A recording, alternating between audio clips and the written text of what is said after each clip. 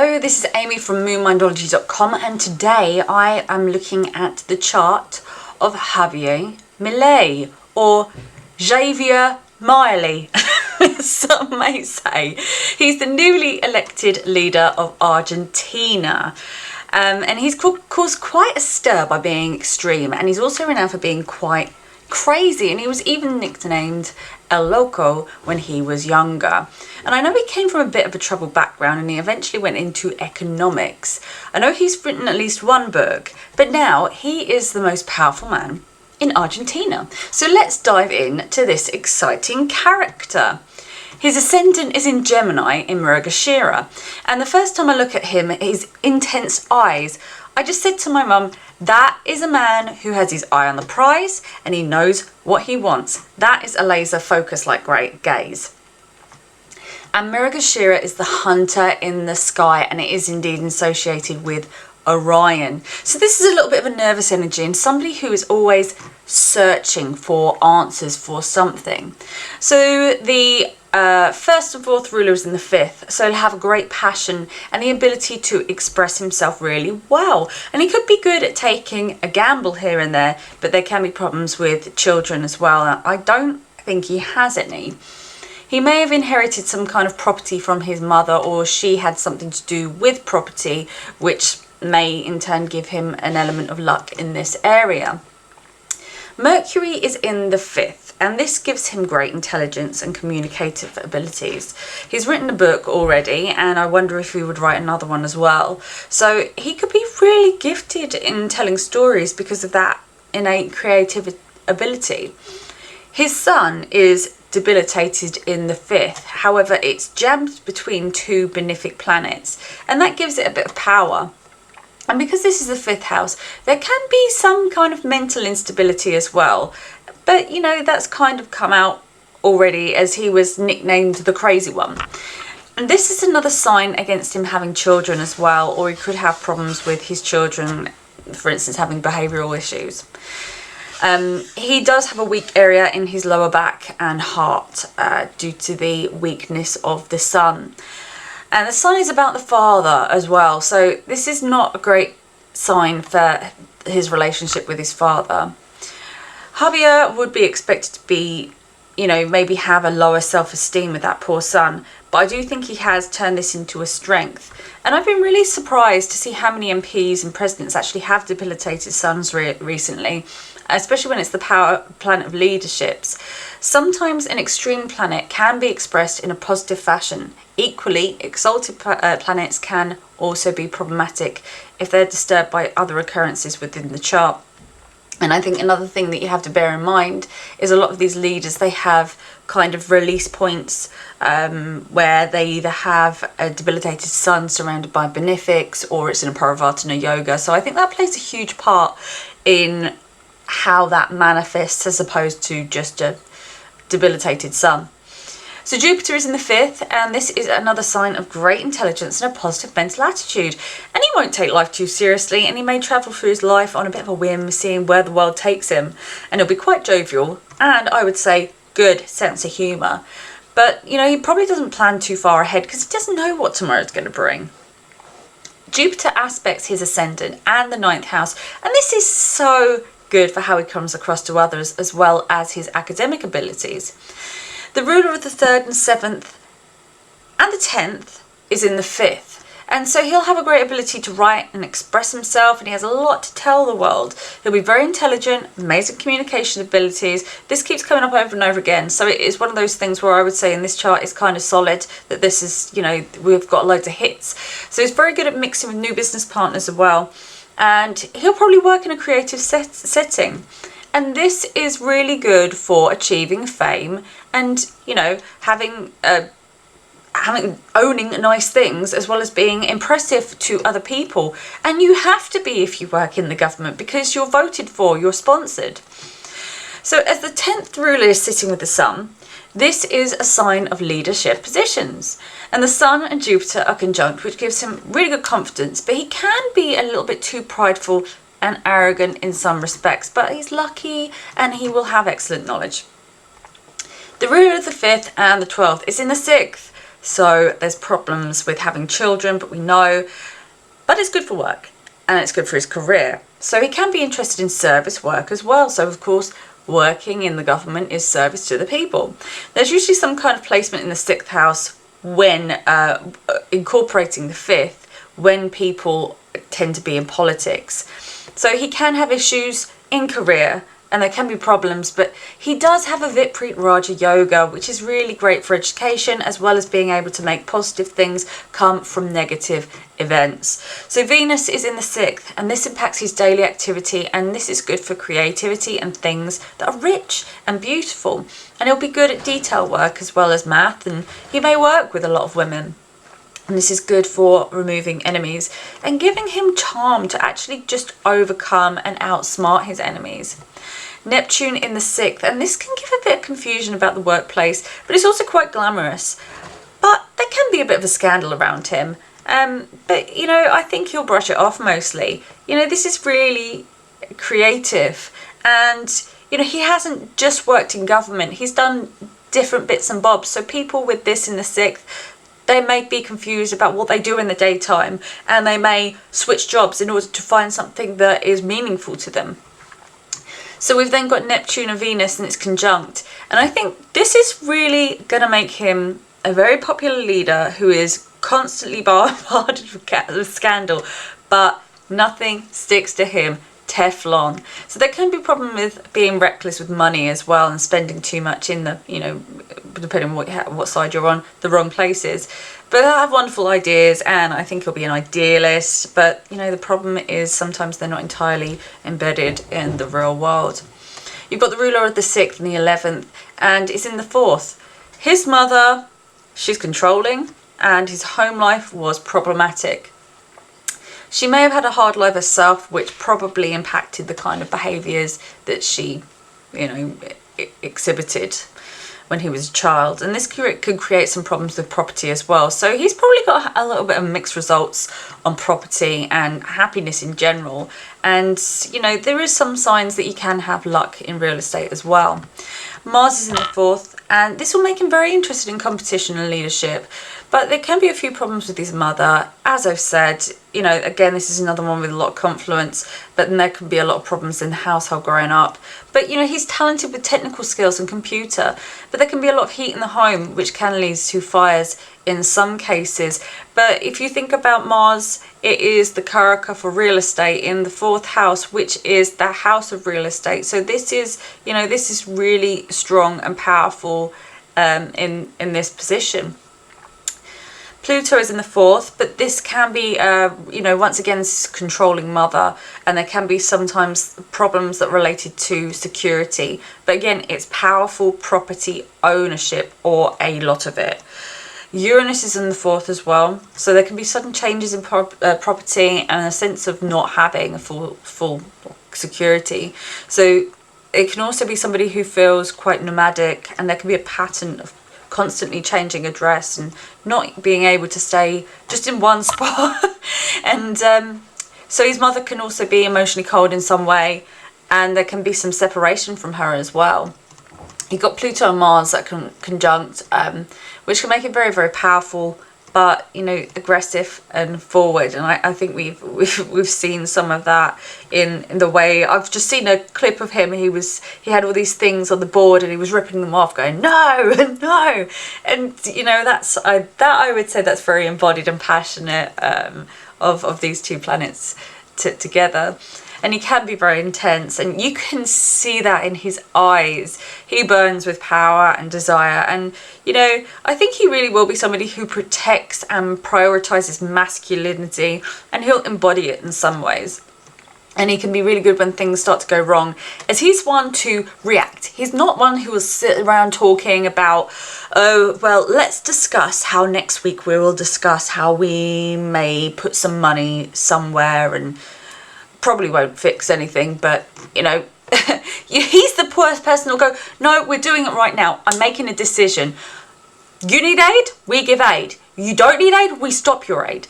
And he's he strikes me as that sort of person, kind of knee-jerk reaction. Some people may say that's really needed. Some people may say that that is really dangerous. But again, you know, that's down to an individual's perception as to how good or bad a politician is.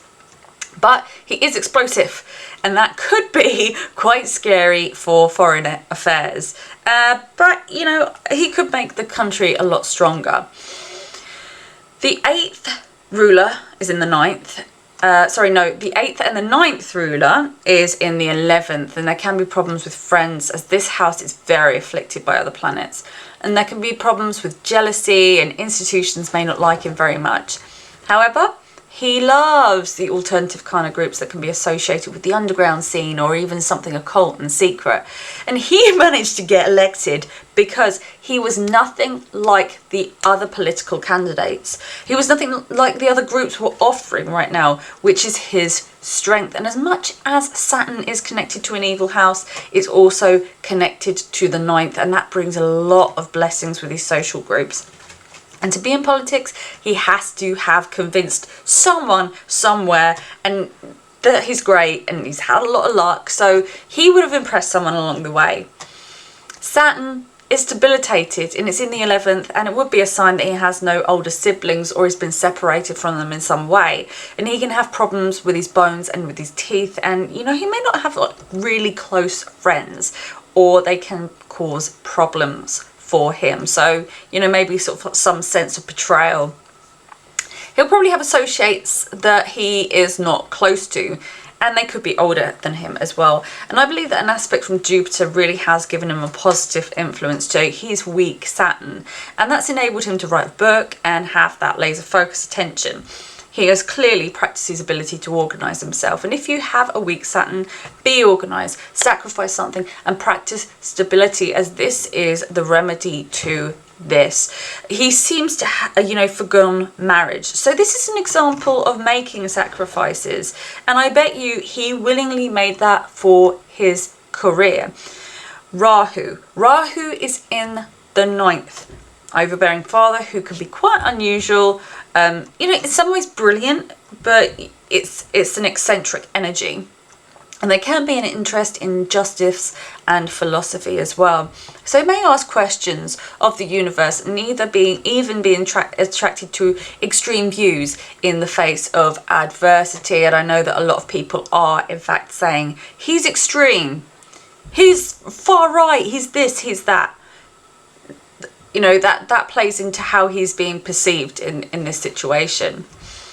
Teachers can be problematic for him, and he's interested in other cultures and also travel as well. But Rahu aspects the ascendant, and this just magnifies the man, you know, as an individual. And this probably plays into the part as to why he has that intense look about him as well. As I said, Jupiter aspects this point, but not quite as closely as Rahu. So he is all about success and moving forward towards his goals. But there is a flip side to Rahu.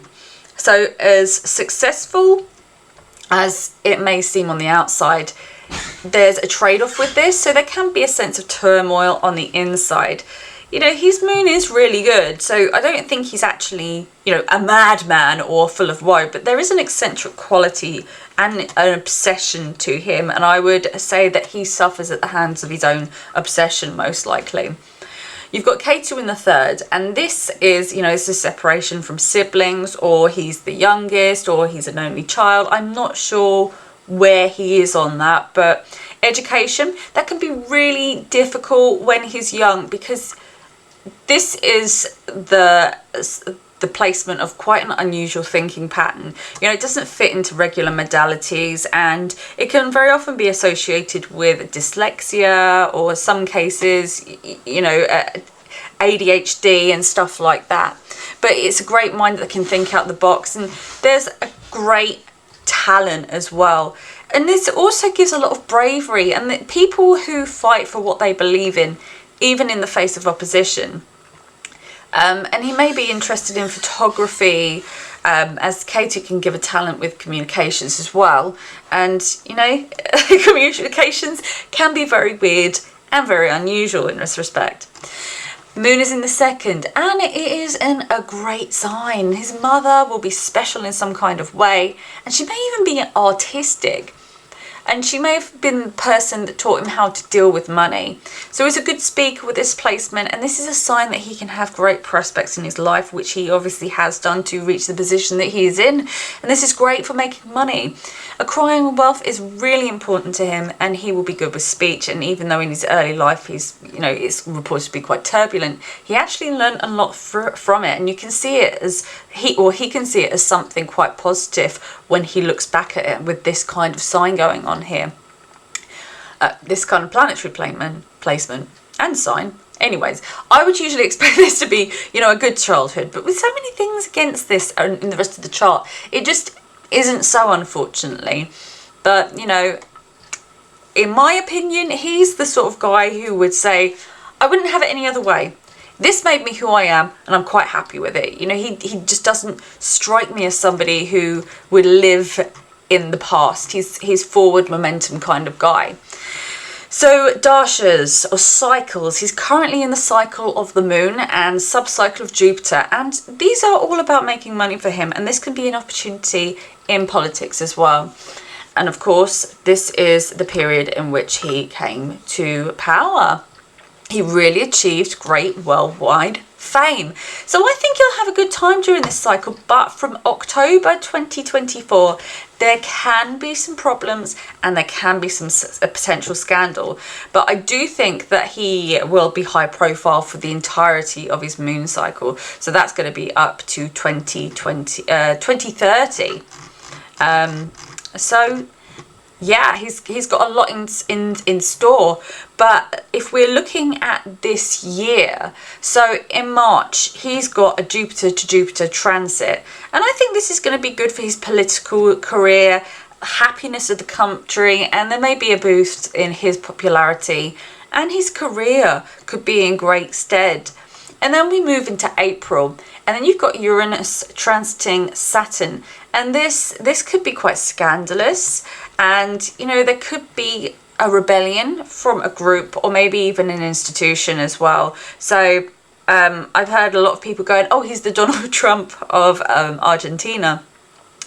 And I think, like Trump, he could get embroiled in that kind of scandal.